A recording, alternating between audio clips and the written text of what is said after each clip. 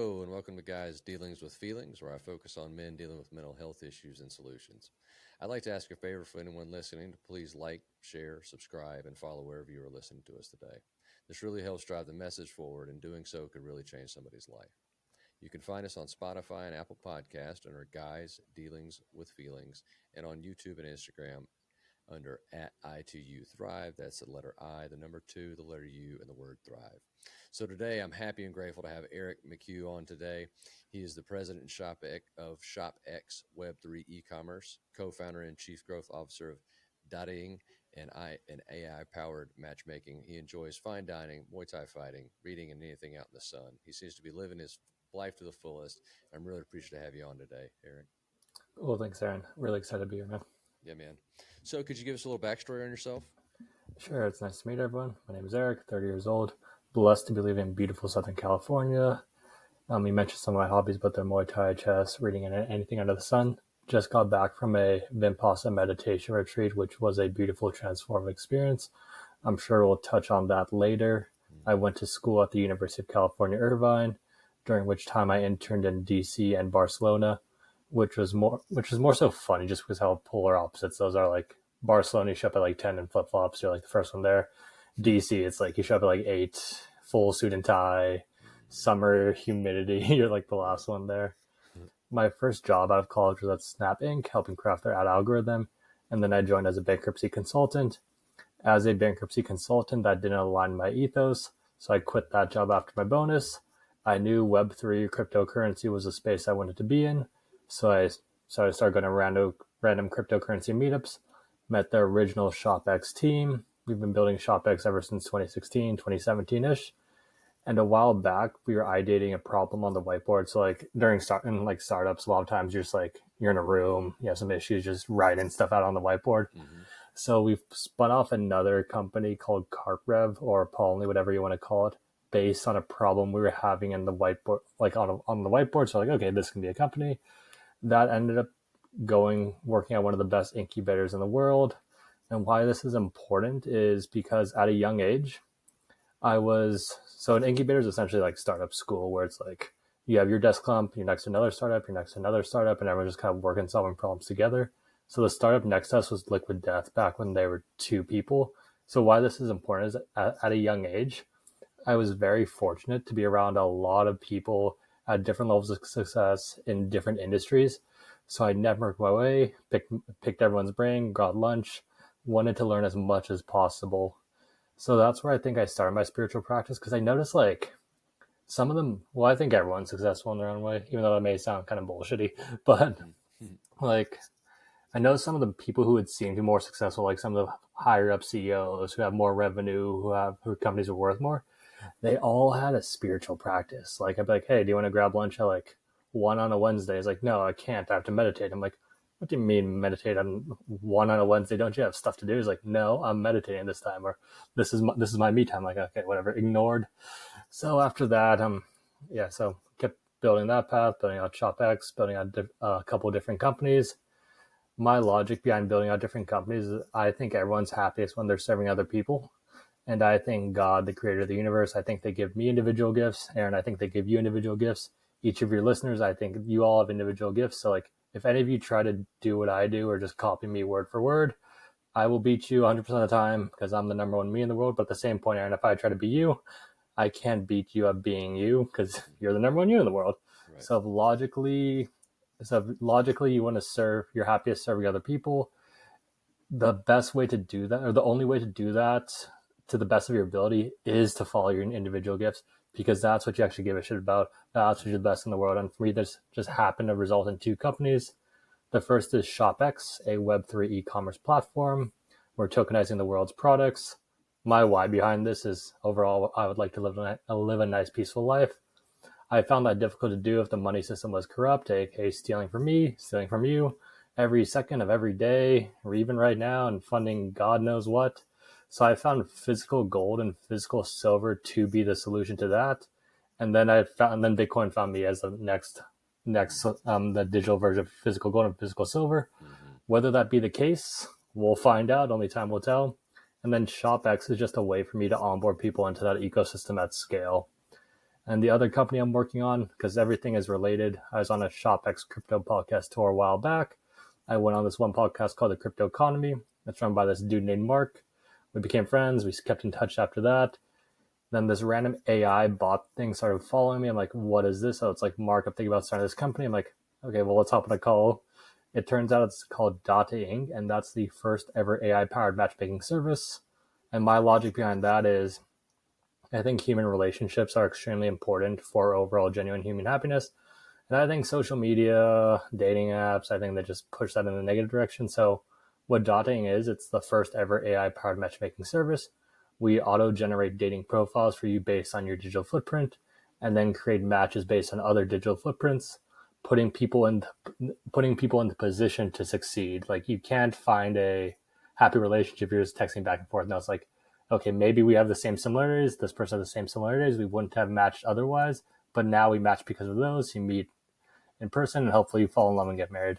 Sure. And I want to tie this back into mental health because that's just the beginning. I think dating is just an easy marketplace to penetrate just because dating apps suck so badly. I can go into plenty of details why. Right. But I think I could see this as a community building app in the future. So you'd be like, okay, find me 5 dudes in my local, because I think male communities are honestly something that I think they're very important, and I don't think people spend enough time. Like, there's no real male communities out there. I want to create one that's not, and I'm sorry to interrupt you, but just to put this seed in your brain, which works very fast, I can see. Yeah. I want to create a community for men that is where men can talk about their struggles and men can talk about their successes. So you got a push-pull relationship. You know, those of us who are doing better than others, we're pushed by those when we see that they're struggling. We're like, man, I remember being there and how bad it sucked. And we can pull those who are still down, not based around a sit around and kind of complain about what's happening, but talk about solutions and things like that. So anyway, go ahead. No, I love that idea too, because like honestly, I believe in the, as taboo as it is right now, I believe in the difference of the sexes. So I think women, they like to talk, they like just to ideate, they like to sit around and do nothing. But like, I think for men, you need solutions, and a lot of times you want an activity around the solution. So like, a cool thing for me is like, hypothetically, let's say your men's group, you go on a hike or something, and that's where you do the talking. So you're doing something, talking solutions, and then you can follow up. And the cool thing about men is we can hold each other accountable too. So it's like for example, I was on a hike this past weekend with one of my close friends, and he's getting fat. So he's getting fat, so we just grilled him relentlessly, and now he knows he's fat. So he started going to the gym again. So stuff like that is helpful. Sure. Yeah. We definitely can hold each other accountable. So how's and I know I'm not saying it right, it's dating. How's that going? What phase are y'all in on that? That's just out of curiosity. Yeah, so right now we're on the wait list. So we have a live wait list with around like 400 members ready to go. Our plan is to follow the Uber method, meaning we want to go city by city. So we're starting off with like LA, then probably San Fran, then New York or Austin or whatever city we decide next. Mm-hmm. The logic behind that is if like we have like 100 users or whatever, and someone matches like in New York and they match with an LA person, that's kind of pointless. So we're on the wait list. We're using that to train the data. We're still working on an algorithm. And on top of that, we're still waiting for like approvals from like different apps like Spotify or Apple, and those just, they just take time. Like, you can't really, those just lag. That's where you're bringing the person's digital footprint. Yeah, so like for that. Yeah, so for example, like I could get 3 matches, like Ashley, Kimberly, Jane. It's like, okay, Jane, I get a AI written summary based on her digital footprint. Like, okay, Jane seems cool. Tell me more about Jane. Oh, she connected her Facebook. She's the youngest. You're the oldest. Our pattern recognition software says that works well. Oh, she connected to LinkedIn. You both have similar career paths. Oh, she connected to Instagram. You both go to a bunch of national parks. Oh, she connected to Spotify. Did you know that you both follow this one random Spotify artist? They have a concert coming up. Would you like me to suggest a date with Jane? Jane sees I suggested a date. She's like, okay, I see his digital footprint. I see his mutual friend, so he's not a serial killer. Okay, I'll go on a date with Eric. Let's say we go on that date, we fall in love, we get married, we do that whole thing. And this is where dating, I think it differs from other apps, is after the match is made, we can act as a relationship butler. So it can continue to suggest dates that we like, or it can be like, okay, well, you guys haven't had a date in 3 months. The place you had that second date is having half off ice cream. You should check it out again. Or it's like, oh, her birthday's coming up. You don't want to mess this up. Oh, she just added something to her Pinterest board. This could potentially make a good gift. So it can help post match app cycle, and I think it's really important to go into incentives. Like one of the biggest issues with present day dating apps is the incentive structure aligned with that. So like what I mean by that is like every time, like think of Tinder. Like every time Tinder matches a happy couple, hopefully that happy couple leaves the app. What does this mean for Tinder? It means they lose a paying customer. Tinder is working with Goldman Sachs. Goldman Sachs would sell out their own mother for $5. So as Goldman Sachs, Tinder, they don't like this. So they rely on something called churn marketing, meaning like it's like a Ferris wheel type thing. So if you ever heard of someone like, I delete the app, download the app, delete the app, download the app, that's all incentivized. So the way dotting is going to make our money is if you like our product and services, you like the dates we're suggesting, you book and pay for the date within the app, we will get a commission. So we're incentivized to get people on dates. So if you match, that's actually good for us. I mean, and I think that's good for people overall. So like, Sure. hopefully we can bring back some families that way. Yeah, well, I love that. I love that, and I know I was briefly out in the dating world, and you have to use a dating. I don't drink, so Yeah. I'm not going to find anybody at a bar. I work for myself, so I wasn't going to find Yeah. anybody at work, and it was in construction. So if you find, Yeah. I would definitely was going to find what I was looking for there, right? All right, man. So what is Web3? Yeah. So Web3 is just honestly like most names and most words are pretty much made up. So Web3 is just the next logical evolution of the internet. Right now we're in Web2. So the easiest way to break this down is so think of Web1 versus Web2 versus Web3.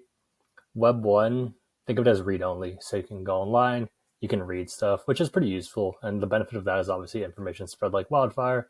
And I think the smarter we are as like a species, I think overall the better, the least Sure. controllable we are. Mhm. Web 2 is the phase we're in right now. So you think of read and write. So the easiest way to frame that is social media. So think of like Instagram or whatever. So we can read content and we can write content, but we don't own the content. So for example, I can write an Instagram post. You can read my post. You can interact with that post. You can do what you will. The only issue is Instagram owns the post, so they can cancel us for any particular reason. Who knows why? Or they can sell our data for nefarious purposes. They're the ones in power. Web3 is read, write, and own. So not only can you read content, not only can you write content, but you can also own the content. So let's say hypothetically, I launch a Web3 product in the form of either a cryptocurrency or NFT. I gift you the NFT or you purchase it. So my area of expertise is e-commerce, so we can use that. So now you own the NFT. Now there's a connection between me and you as a creator and consumer. There's a connection between me and you that no one can take away. So I can send value your way. But let's say you tick me off as a customer. I can't retroactively take it away from you because it's your property. I can't physically go in and take it from you. A government or a powerful company like Instagram or the US government can't come in and take away from you. And I think this is extremely important because I think of currency as content. So to me, money is current, money is content, money is basically energy. So I think the uncancelability of Mhm. Web3 technology is extremely important when it comes to money, just because like based on the way societies, I mean, I think, no, I don't want to say society because I think most people are just honestly good people trying to live their lives. But based on the actions of the people on top, they're really looking for mechanisms of control. And if a Mhm. single power were to own all the currency and just could turn people off at the drop of a hat, I think that's catastrophic. Like, so for example, I'm from America, but we can use a Canadian truck as an example. Mhm. Like during whatever side you take of that, I mean, I'm personally, I was obviously for the truckers, but Mhm. whatever side you decide to take for that, like the fact that they didn't do something that the Canadian government didn't like, so they canceled all their money, froze all their bank accounts.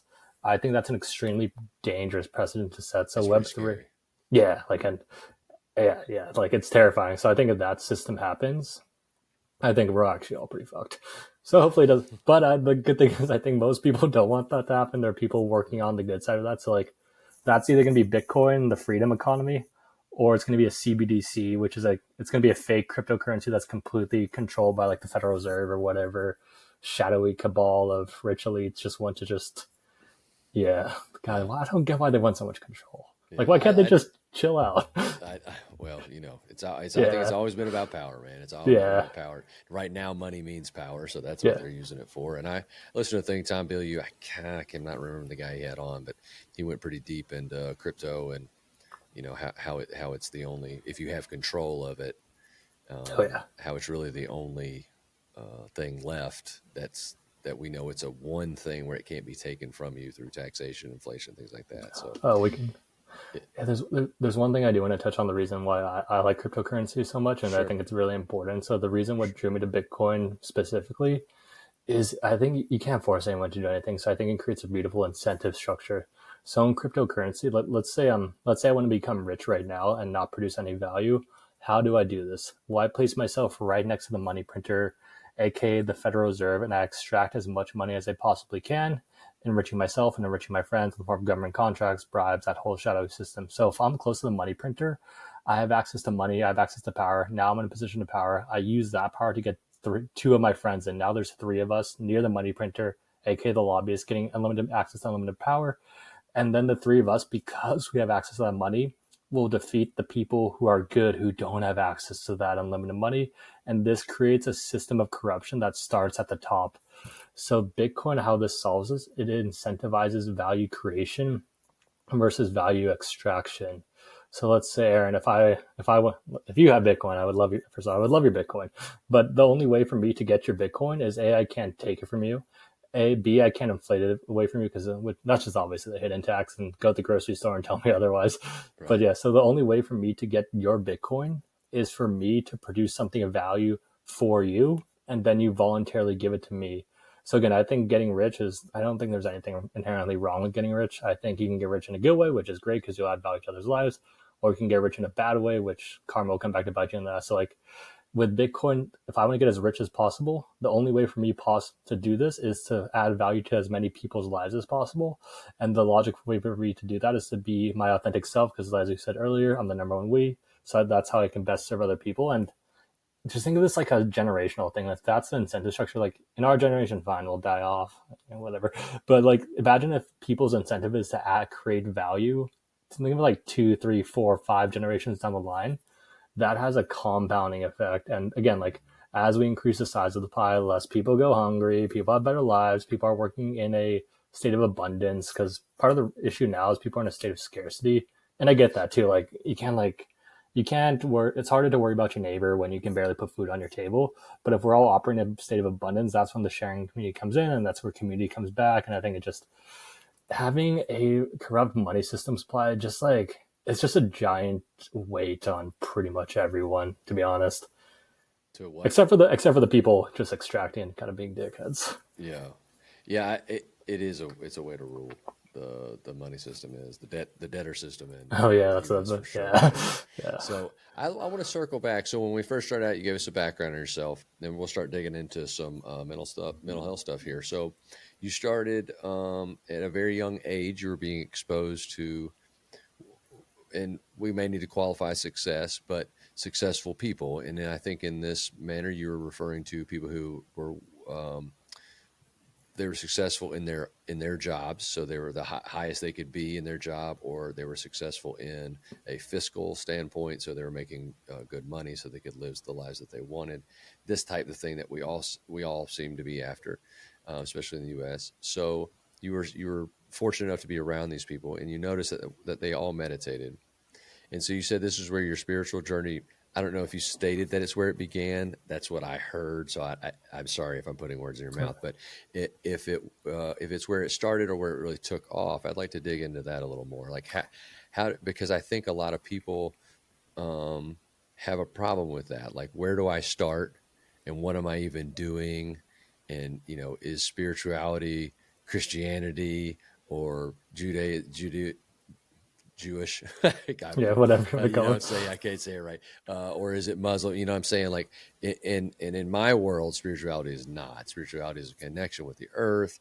And, if there's a far off creator, a connection to that, and all that individual is, that deity is created, not just me, the humility that comes with it and all that. So I'm interested kind of, at a young age, what did that look like for you? And then like, how did you take off? Yeah, so to answer your earlier question, like I would say when I was exposed to those type of people, like I think that was when the seed was planted and the seed started to grow much later. So like obviously at the time, like no, I'm not gonna meditate. I have stuff to do. I need to send emails. I have to do a bunch of shit. So that was like work mode. It's like you just work the whole Mm-hmm. time. But like I tried it. I was like, okay, what's this meditation? So I tried sitting quietly for 5 minutes, and then after like 5 minutes, I'm like, this is stupid. I'm done. And then my life continued like that. until someone recommended me a specific book. It had to be in New Earth by Eckhart Tolle, and I think that was the opener for me. So that opened my eyes to spirituality, opened my eyes to meditation practice. And this may sound woo woo, but after that book, that's when all the right content, right people, right influences started appearing in my life. Like I wasn't even doing anything to get this. Just like, oh, you should read this. Oh, here's like a reel. Oh, here's all this. Here's my YouTube feed. So it's all started feeding me the spirituality content. So I've just been going down that path ever since. And I think spirituality, I think it's probably one of the most important practices that I've ever started. And I think that part of the reason of why both of my companies are they're ecosystem based. Like dating is a dating app for, sorry, users are important. ShopX is an ecosystem. So our company have good intentions. So I think the users can pick up on that. And I think they support both companies going down that route. So yeah, no, and I like what you said about like spirituality, I don't see the point in having a difference in religions, like whether it be Judaism, Muslim, Christian. I think they're all the same. I view everything in terms of energy, frequency, and vibration. So I view Jesus as a high level. So like each, like there's a scale between like 1 and a 0 and 1,000. So I would say the top of the scale would be like Jesus, Krishna, and the Buddha. So they're individuals who reach the peak of there's no peak, but like they reach the top of spirituality. So like that's how they would impact so many lives. I think Muhammad did the same way. Gandhi, Mother Teresa, they're all high vibe people. And so I view that as the way that works, whether it be right or wrong. And again, like I view spirituality as I think there's one consciousness. So like that consciousness, whether it be God, and we don't call it the creator, God, the universe, consciousness, who knows what the name is. I don't think either of us are high enough, like low enough density to understand that. But like the way I think is like, if you think of it like the sun, I would say I'm a ray of light from the sun. You're a ray of light from the sun. The guy in Japan's a ray of light from the sun. His dog is a ray of light from the sun. So we have our individuality, but we're also from the same source. And if I'm hating on anyone, I don't see the purpose of that. And the reason I chose this body, I chose this family, I chose this experience is because there are certain lessons that I have to learn, or there's certain karmic lessons I have to learn, and that's why I was placed on earth. So I'm just trying to learn those lessons, alleviate the karma, and hopefully, I guess, move on up. Yeah. And so, and that's based on a reoccurring thing. So you come back and you've moved higher on the spiritual level. Is that correct? Did I read that right? Yeah. So I believe in reincarnation. So I think Yeah. we're slowly just getting lighter and lighter, moving back to our creator source. Right. And I'm relatively new to the spiritual. I've been through phases. My mother was a minister, and so I grew up going to church, but it wasn't Yeah. the same as a lot of people because it was my mom up there talking, right? It Yeah, wasn't the it's true. same. So there was no real like I didn't give it any type of connection, but I've watched almost objectively for all these years. I watched, and I didn't do much in the church, and then in my late 20s, I went through kind of an atheist phase, and I was like, wait, this is fucking stupid because it's dumb to say there's not a God as to say there is a God. None of us can prove this, right? And I was pretty shallow if we're talking frequency levels, 1 to 1,000. I'm not gonna put myself at 1, but I was down pretty low. I was focusing on more of a reactive. I lived a very reactive life up until about 5 years ago. Not where I responded, but I just reacted to whatever life threw at me. I reacted, and through losing Joel, my son, I've learned that you can't do that. You need to slow down and figure out what's important, and move from there. So getting back to where I was, so I went through this agnostic phase, and I still am agnostic. But so I get this spirituality thing kind of in my brain gets tangled up, and I'm so quick to differentiate from spirituality and religion. Not that I'm right and somebody else is wrong.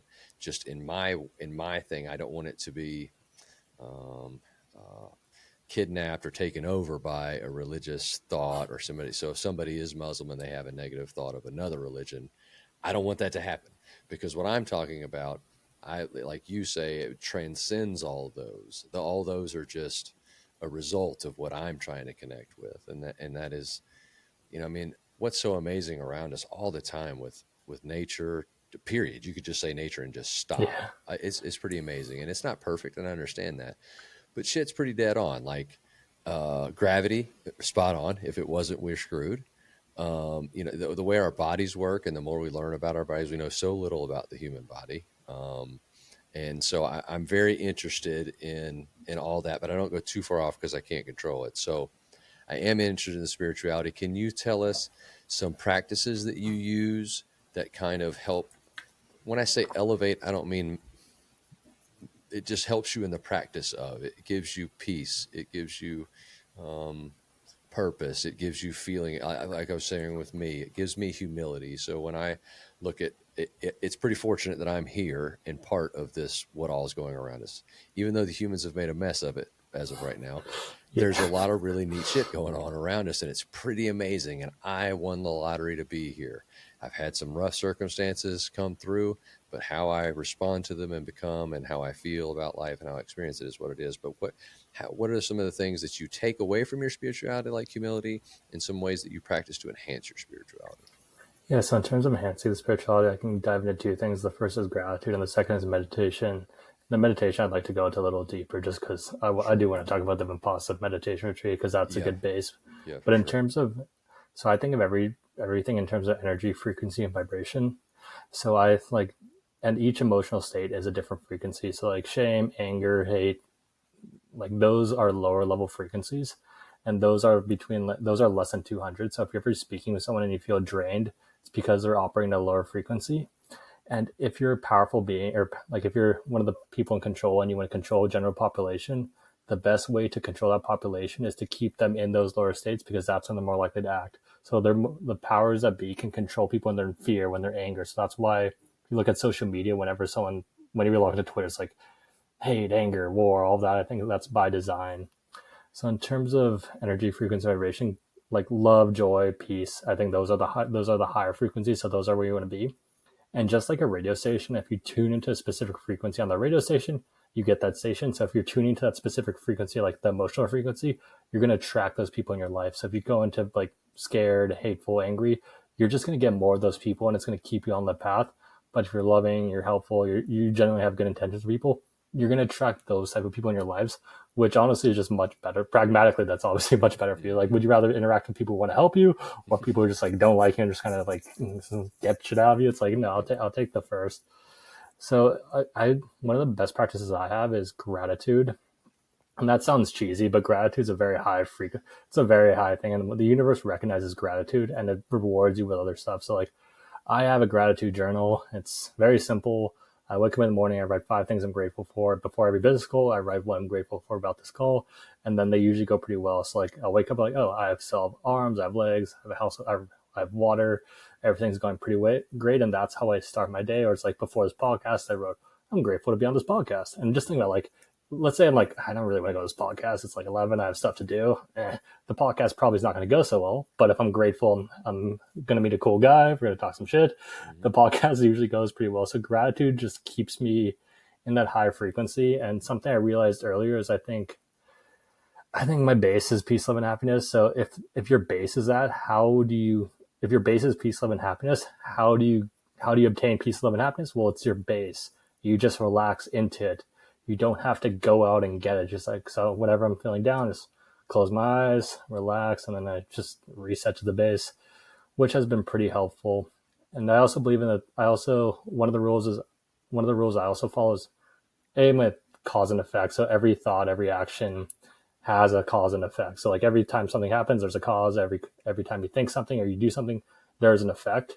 So if you just continuously if you know that in mind, so you make choices that have good effects, your life will just continuously get better, and that compounds day by day. In terms of, I also like to follow the rule of attention. So I believe wherever attention goes, energy flows. So I focus on the positive. Yes, negative happens, but when you focus on the positive, you get more of the positive, and the universe doesn't care about the content of your information, it just cares about what you're thinking about. So for example, let's use money. For example, it's like, I want to be rich, or I'm going to be rich because it's natural for me to be rich because I'm providing value. The universe, he hears those thoughts, and then the outer world is a reflection of the inner world. So it's like, okay, he's going to be rich because he's providing, and then it presents opportunities for me to become rich. Whereas if you're operating out of a sense of fear, it's like, I don't want to be poor. I don't want to be poor. what's the universe hearing? All it's hearing is poor. So it's like, okay, well, he's thinking about being poor, and then it'll hit you with more bills and more opportunities to be poor. So those are just some of the basic rules I follow. If you're really interested more, the book I recommend reading is the Emerald Tablet by Hermes Trismegistus. So I would say he's the Giga Chad of humans. So he was around the time of Moses. He got all the vibrational rules down pat like way before when he eventually became the Egyptian god Thoth. So that's who he became. And all the secret society teachings, all of that stuff are like the Freemason stuff. It's all based on his, and like same with like Isaac Newton and like Tesla, like they all based their stuff on him. So like I don't know, it's interesting. He wrote about years ago and he got everything down pat. So that was a game changing book for me. Can you say the name of the book again and the author? The Emerald Tablet by Hermes Trismegistus. All right, awesome. Thanks for sharing that. Yeah, that's great. Yeah. So gratitude is huge, and it does put us in a state of mind. Something I talk about a lot is perspective. That's what you said. Energy out is another thing I talk about. So if you put out positive, you're going to get positive back. Or if you go around and you're a raging asshole, you're going to get a bunch of raging assholes. That's just how it works. And I ran into that wall my whole life, like just upset and angry, bitter, etc. And as soon as I turned the corner, I mean, almost immediately upon turning the corner to say, I'm not living that way any longer, I began to experience the things that you're talking about. And being a skeptic, and I'm 40 years old at this point. I'm a skeptic, and I'm getting older. I'm like, well, this is okay. Everybody gets lucky, right? Even a blind squirrel finds a nut every once in a while. So I've had some positive interaction, but literally, I made it a point that when I had an interaction with another human being, I started being kind. I was just made to be authentically kind to every human that I had an interaction with. Not deep. Obviously, I had boundaries, but kind. How are you doing today, Eric? And I meant it. If you said, good, man, I'm doing good, or I'm having a shitty day, or whatever, I'm sorry to have it. You're having a bad day. And that was it. I didn't have to stand there and talk to you about why you're having a shitty day and all that, which our Southerners kind of get caught in. We're like, we're nice, but we're really just digging for information. So instead of being that way, I was genuinely being kind. I hope you have a nice day, and I would mean it, and things like that. And as soon as I began to do that, I began to experience the same in response. When I began to have the perspective to look for the positive, no matter how shitty it may seem, look for something positive in that moment, even if it's a lesson you're learning to not do again, look for the positive in it. And I'll be damned if the positive didn't start spinning around. So I've personally experienced that. You kind of put that in a way with vibrations and all that. So it kind of puts some visual to it. And I'm appreciative of that because I've definitely lived it. And it's hard, I think, for a lot of people who are experiencing bad things, whether it's divorce, custody issues, loss of a loved one, whether it's a spouse or a child or a parent, loss of a job, any of these things, this weight and this negative momentum it gets going, hard to spin out of that and look for the positive. And so I understand it, but if you force yourself through it, and I think that you pointing out gratitude is a good way to quote unquote force your way out of that. It forces positive momentum. It's hard. It's almost maybe impossible. You can probably tell me to be angry or upset when you're being grateful for something. Like you can't be grateful for something and angry and hateful at the same time. It's just not possible. Yep. No, that's the point. It's like, yeah, like if you're generally thankful for something, like all the negative emotions melt away. And I want to touch on something you said earlier. It's like, yeah, like a bad experience is just a lesson. So like I'm a pragmatic guy. Like if something doesn't serve me, I'm quick to let it go. And I've also realized in my life that if I don't learn the lesson that the experience is supposed to be teaching me, like whether it be a bad relationship or something along those lines, what does the universe do? It's going to keep giving you that lesson until you eventually learn your lesson. So it may be wise for you to pick it up sooner rather than later and save yourself some trouble. Right. No, you're exactly right. And I reflect and I'm like, it took me so long to figure that out. Like if I could have figured that out at 20, where I'd be, right? But I'm grateful and I'm happy that I figured it out now. So now we're going to dive into your meditation, which I'm eager to hear about this 10-day trip you went on, the name of it, the details, all of that, so people will know, even if it's not something that they can necessarily, I don't know if there's a heavy price tag on it or not, but if it's not, some tools they could come away from and some things they can look into, because I think that meditation in all of its different forms, because like you, I would sit down for 5 minutes, try to be silent. Every thought that could possibly come to a human mind would come to mind, and I didn't know what to do with them. I listened to guided meditations, and I thought, I'm constantly just batting these thoughts around. And it wasn't until, and then there's some priming ones that I've done. Those I really appreciate because I feel like I'm a little more active in my mind. But I'm interested to hear your meditation experience. I've learned a lot about meditation now and the positive it can bring. If nothing else, the ability to control my mind and the thoughts that keep popping into it. But the peacefulness and all that it brings too. So could you share about your retreat that you went on? Yeah, no, I love to. And I also like the priming ones too. Like those are more active. Like it sets the tone for the day, right? So in terms of meditation, the way I look at it is, let's say you haven't opened your email inbox for years. What's going to happen when you first open that email inbox for years? You're just going to have so many emails, you're going to get overwhelmed. But eventually, if you just check off each one, your email inbox gets clearer and clearer, and it's easier to deal with the emails as they come through. So meditation is the exact same way. So if you first start meditating, you're just going to get hit with bombarded with thought after thought after thought after thought. It's kind of overwhelming. But after a while, your mind becomes more clear, the thoughts become slower, and you kind of just eventually melt into nothingness. So the specific meditation retreat I went on is called the Vipassana meditation retreat, or the Vipassana meditation method. It generated in India, and it's the method that the Buddha used to reach enlightenment. And yes, it's the method the Buddha used, but it's highlighted, like you said earlier, any and all faith are welcome. It's not like agnostic to a specific religion. Like anyone can come, anyone can gain benefits. And I think the more people who try this method, I think the better it is going to be for everyone. So it's a 10-day noble silence retreat. And what noble silence means, it's a full 10 days of meditation. There's no talking with anyone, no looking at anyone, obviously no electronics, no writing, no nothing. You just have your room, a meditation hall, a dining hall, and a walking path that you can just walk over and over again. And the reason why there's no nothing is because the introspective process, it just keeps going. So it's like a spiritual surgery that they just get deeper and deeper to extract the impurities. So let's say we're to meditate for an hour right now. After that hour, I'd probably reconnect, like check my emails, check my phone, do all that good stuff and just reconnect with society. But you don't have that there. So it's like a consistent meditation process. So it's pretty scheduled. You just show up. It's completely free too, by the way. So it's donation based. So there's centers all across the world. The main center is in India. But I went to the Joshua Tree one in California. So I donate to the Joshua Tree one in California because it had great value to me. So I donated to that center. If you wanted to donate to that center, you wouldn't be able to. Only students can donate. So it's run by students and each center is run independently. So they don't get money from the main center. And the people who run the course, like who make the food, who do the cleaning, all that stuff, they're all old students giving back to support the new students. So it creates a nice little cycle. The actual meditation, and like the food is pretty good too. Like your room is fine. You get a room. Like who are you to complain? You get bathroom, you get shower. Like all this stuff is fine. Like it's a good spot. Like no need to complain. So the actual meditation method. So it's every day, full 10 days, just straight meditation. You wake up at 4 a.m. You start to meditate. The woo-woo side of that, it's 4 a.m. is you have better access to the spiritual world. The scientific side is you have more melatonin in your brain, so you're in a different brainwave state, so it's better to meditate for that reason. Whichever reason you want to go for it. So you wake up at 4 a.m., meditate, breakfast, meditate, lunch, meditate some more, and then you close the day with a discourse, which is just a YouTube, like it's like an hour-long video, a pre-recorded hour-long video from the teacher about what you learned today.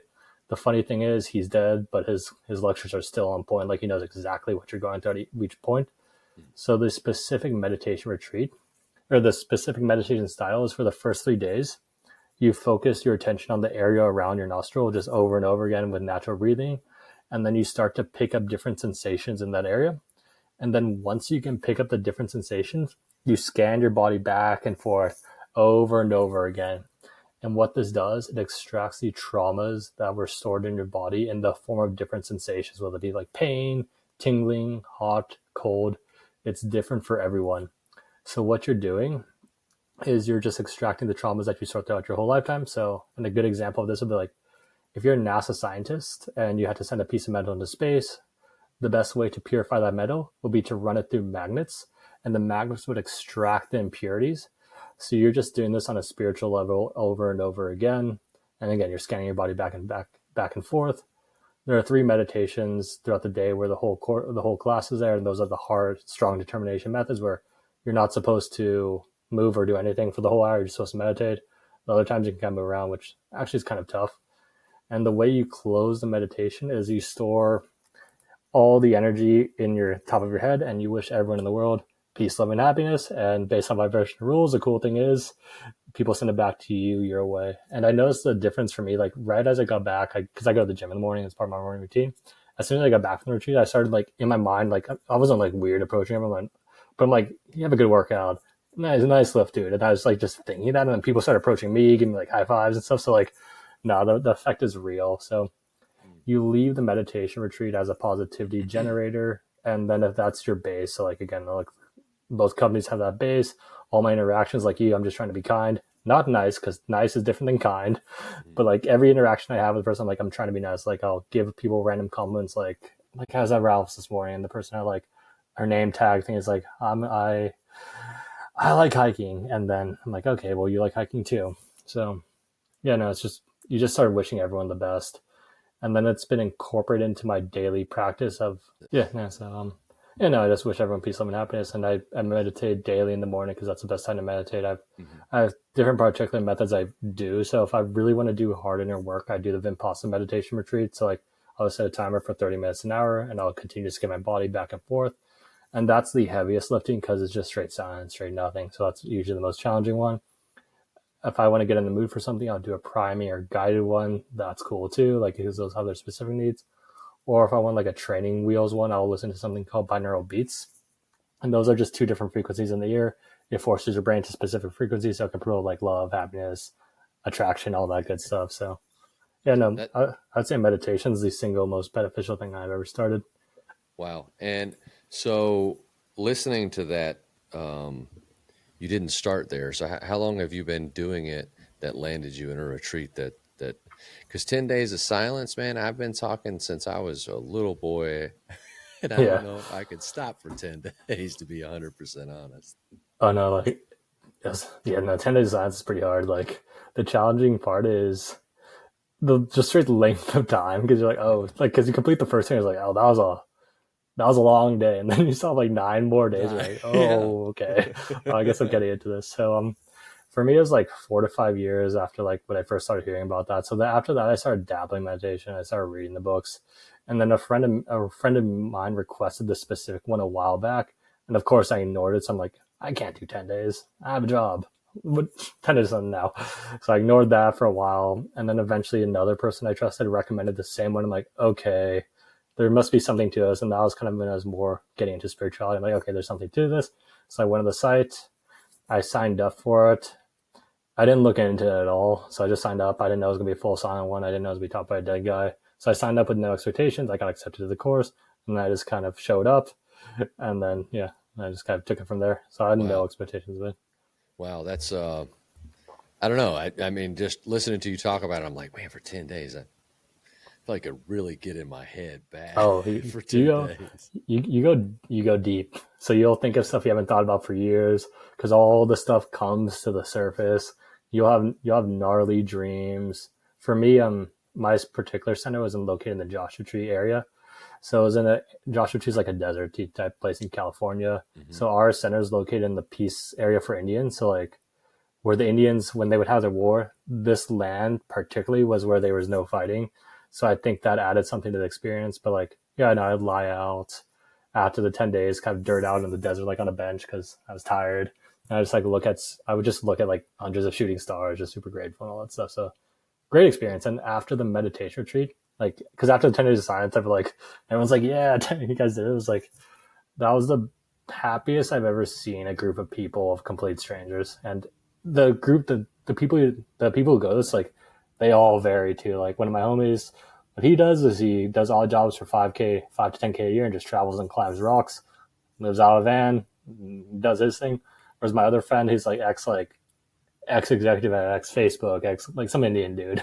But like, it's like ex-Facebook, ex-LinkedIn, all those tech companies. So like, so like everyone's the same, doing their own thing. And he had an experience too. He told me about his friend who moved next to Vipassana Meditation Center, bought out the land next to the center, created a cabbage farm, started farming cabbage, and supplies the center with cabbage now. So I'm like, oh, that's cool. And I can see That why is they do cool. that.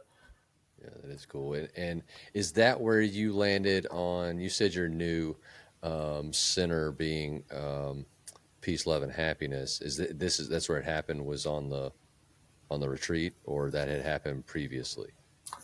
So previously, so at this point, I've been, because like I'm very particular about the content I consume, because I think your diet consists of your content, the people you're around, the food you eat. So just like if you eat garbage food, you're gonna feel bad the next day. If you're surrounded by garbage people, you're gonna feel bad the next day. If you're surrounded by garbage content, which is heavily pushed on social media, it's gonna contaminate your thought aura. So like I'm pretty particular in the sense of like the YouTube videos I watch, the books I read.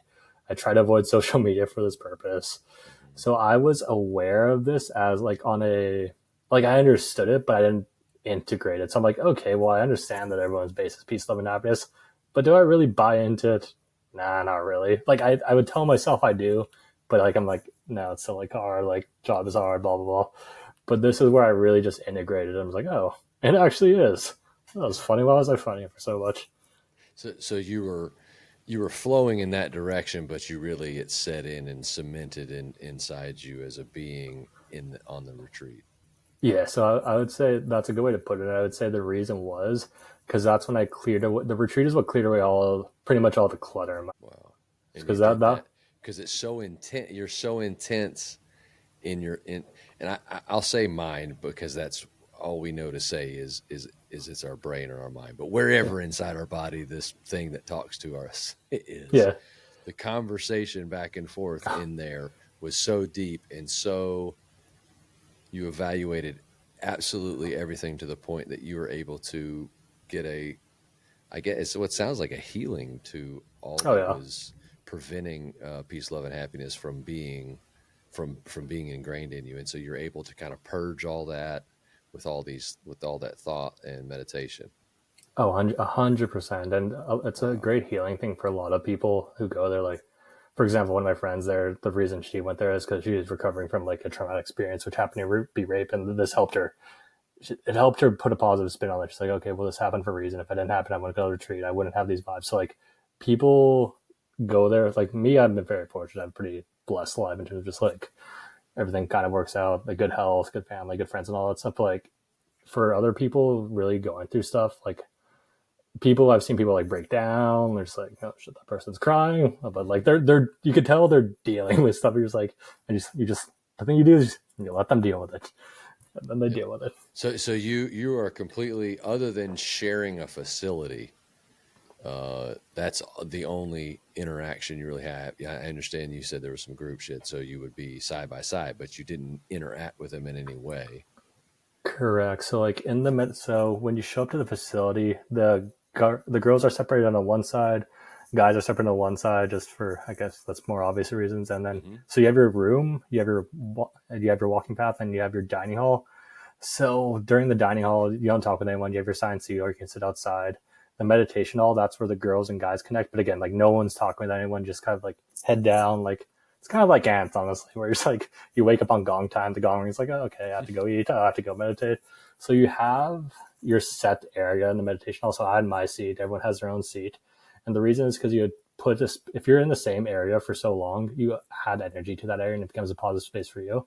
Oh, so if you are starting meditation, just do it in the same place every day. That's just good advice. So like Okay. everyone's in the same spot every day doing the same thing, and that creates a powerful energy too. Because like it's for 10 days, like there's 100 people doing this whole thing. It's just you can just feel a difference in the energy. You can feel a difference in the vibe. So like yeah, so you don't talk with anyone, and again, you don't even want to look at anyone in the eyes too, because you're Okay. just doing your own thing. So you're not burdened with the pressure of having to support anybody but yourself. I really like that.